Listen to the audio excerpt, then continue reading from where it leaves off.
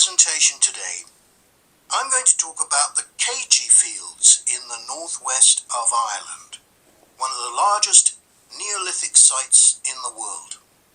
I recently visited this site and observed the work that is currently being done by a team of archaeologists there.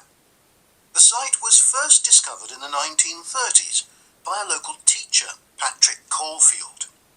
He noticed that when local people were digging in the bog, they were constantly hitting against what seemed to be rows of stones. He realized that these must be walls, and that they must be thousands of years old for them to predate the bog which subsequently grew over them. He wrote to the National Museum in Dublin to ask them to investigate, but no one took him seriously. It wasn't until 40 years later, when Patrick Caulfield's son, Seamus, who had become an archaeologist by then, began to explore further.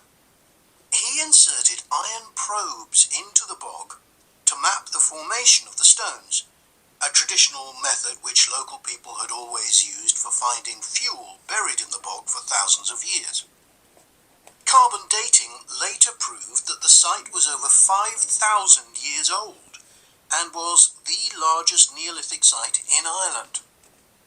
Thanks to the bog which covers the area, the remains of the settlement at KG Fields, which is over 5,000 years old, are extremely well preserved.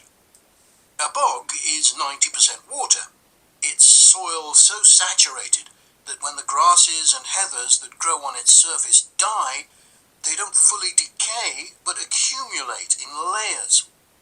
Objects remain so well preserved in these conditions because of the acidity of the peat and the deficiency of oxygen. At least 175